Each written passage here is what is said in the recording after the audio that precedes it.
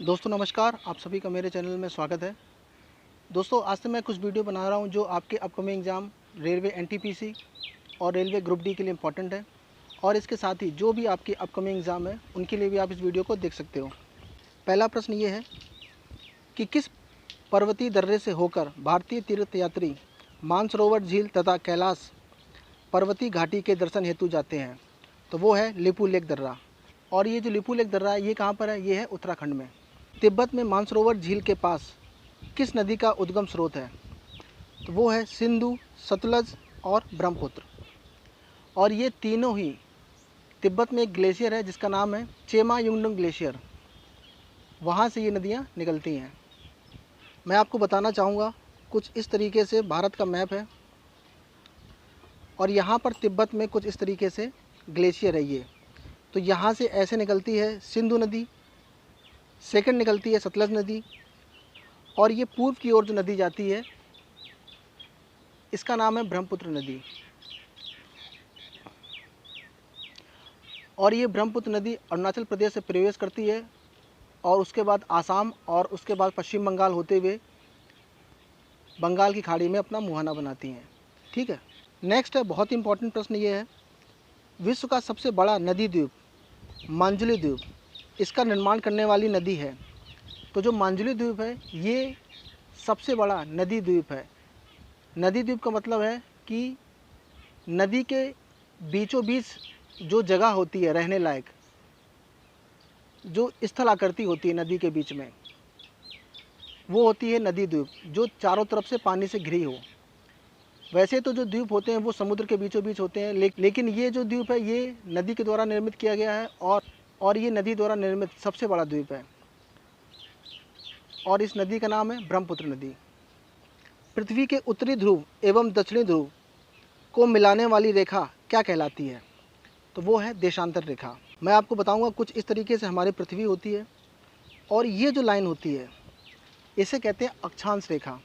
और यहाँ पर है नॉर्थ पोल, ये है साउथ पोल, इसको जो ये रेखा मिला रही है इस तरीके से, ये है देशांतर रेखा। स्थल मंडल का तात्पर्य क्या है? तो पृथ्वी की जो बाह्य परपटी है उसे कहते हैं स्थल मंडल। नेक्स्ट है बहुत ही इंपॉर्टेंट प्रश्न है, खैबर दर्रे से कौन से दो देश जुड़े हैं? खैबर दर्रा, तो वो है अफ़गानिस्तान और पाकिस्तान। पाकिस्तान में एक और इम्पॉर्टेंट दर्रा है जिसका नाम है बोलन दर्रा। भारत में तो बहुत हैं लेकिन पाकिस्तान के ये दो दर्रे आपको याद कर लेने हैं, खैबर और बोलन। नेक्स्ट है बहुत ही इंपॉर्टेंट प्रश्न है, निम्न में से किस नदी को बिहार का शोक कहा जाता है? तो कोसी नदी को बिहार का शोक कहते हैं। नेक्स्ट है बहुत ही इंपॉर्टेंट प्रश्न ये है, वर्ष 2006 के लगभग मध्य में निम्नलिखित हिमालय दर्रों में से कौन सा एक भारत और चीन के बीच व्यापार बढ़ाने के लिए पुनः खोला गया है? तो ये दर्रा है नाथुला दर्रा। और जो नाथुला दर्रा है ये कहाँ पर है? ये है सिक्किम में। मैं आपको मैप से समझाता हूँ।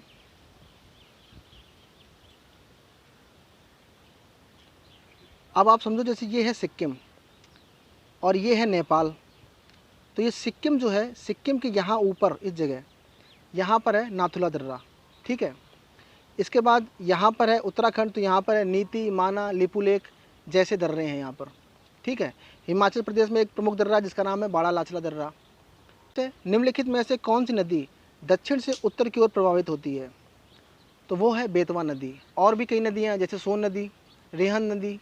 नेक्स्ट है बहुत ही इंपॉर्टेंट प्रश्न है, निम्नलिखित में से किस नदी को उड़ीसा का शोक कहा जाता है?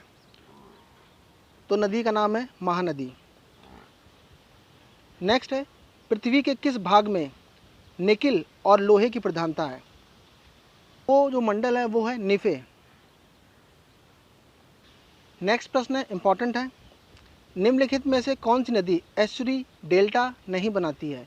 तो वो है महानदी। अब देखो, अगर आपने भूगोल सही से पढ़ा है तो आप समझ सकते हो कि एस्चुरी और डेल्टा में क्या डिफरेंस होता है। तो जो एस्चुरी होता है वो प्रायः वो नदियाँ बनाती हैं जो नदियाँ ऊंचाई से गिरती हैं, और जब ऊंचाई से गिरेंगी तो वो समुद्र में एक कुंड का निर्माण कर देंगी, तो उसे कहते हैं एस्चुरी।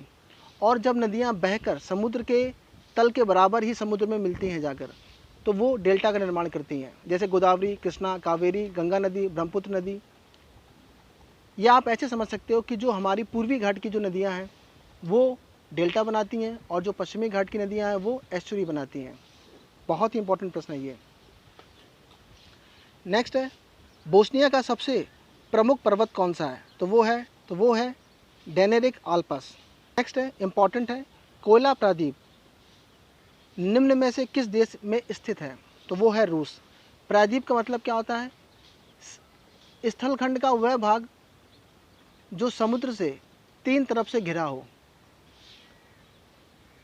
दूसरे शब्दों में हम ये कह सकते हैं कि स्थलखंड का वह भाग या भूमि का वह भाग जो 3 तरफ से जल से घिरा हो उसे कहेंगे प्रायद्वीप। जैसे आपने एक प्रायद्वीप का नाम सुना होगा जिसे कहते हैं अरब प्रायद्वीप, जिसमें बहुत सारे देश हैं जैसे अरब, यमन, ओमान, कुवैत, सऊदी अरब, यूएई, बहरीन, ये सब अरब प्रायद्वीप पर बसे हुए देश हैं। नेक्स्ट है, कोचीन का जुड़वा नगर कौन सा है? उसका नाम है एर्नाकुलम। नेक्स्ट है, पृथ्वी की अनुमानित आयु कितने वर्ष है? तो 400 करोड़ वर्ष। नेक्स्ट है, इंपॉर्टेंट प्रश्न है, सन 1902 में भारत की सबसे पहली जल विद्युत परियोजना थी, कौन सी जल विद्युत परियोजना थी? तो वो है शिव समुद्रम जल विद्युत परियोजना। और ये किस नदी पर है? कावेरी नदी पर। नेक्स्ट है, भारत में सर्वप्रथम कोयला उत्खनन निम्न में से किस स्थान पर प्रारंभ किया गया था? तो वो जगह है रानीगंज। निम्न में से किसकी वृद्धि देश में सबसे तीव्र गति से हो रही है? तो महिला साक्षरता की। नेक्स्ट है, निर्माण की दृष्टि से निम्न में से कौन सी चट्टान सर्वाधिक प्राचीन है? तो वो है आग्नेय चट्टान। नेक्स्ट है, निम्न में से महाराष्ट्र में स्थापित नहीं है, तो अमरनाथ की जो गुफा है वो। नेक्स्ट है, विश्व का सबसे ऊंचा ज्वालामुखी पर्वत कोटापेक्सी कहाँ पर स्थित है? तो वो है फिलीपींस में। नेक्स्ट है, निम्न में से कौन सा अधात्विक खनिज है? तो वो है जिप्सम। यदि पृथ्वी एवं अंतरिक्ष के बीच वायुमंडल को हटा हुआ माना जाए तो आसमान का रंग कैसा होगा? तो आसमान का रंग होगा काला। निम्न में से कौन सी नदी पक्षीपात डेल्टा का निर्माण करती है? तो वो है मिसिसिपी मिसौरी नदी। बहुत ही इंपॉर्टेंट प्रश्न है ये। नेक्स्ट है, सेरीकल्चर निम्न में से किसके उत्पादन से संबंधित है? तो वो है रेशम के उत्पादन से। निम्नलिखित में से किस राज्य में सबरीमाला स्थित है? सबरीमाला टेम्पल, तो वो है केरल में। नेक्स्ट है, भारत में सबसे पुरानी पर्वत श्रृंखला कौन सी है? तो वो है अरावली। बहुत ही इंपॉर्टेंट प्रश्न है ये। नेक्स्ट है, ओमकारेश्वर जल विद्युत संयंत्र से ऊर्जा प्राप्त होती है, तो 520 मेगावाट। नेक्स्ट है, बहुत ही इंपॉर्टेंट है ये दोनों, तुलबुल परियोजना निम्नलिखित में से किस नदी पर है? तो वो है झेलम नदी पर। और झेलम किसकी सहायक है? सिंध की। सरदार सरोवर परियोजना किस नदी पर चल रही है? तो वो है नर्मदा नदी पर। नेक्स्ट है, सर्वप्रथम इंडिया शब्द का प्रयोग भारत के लिए किस भाषा में किया गया था? तो वो भाषा थी ग्रीक। गहरी जड़ों वाली फसलों के लिए निम्नलिखित में से किस मिट्टी का सर्वाधिक उपयुक्त होता है? तो वो है काली मिट्टी।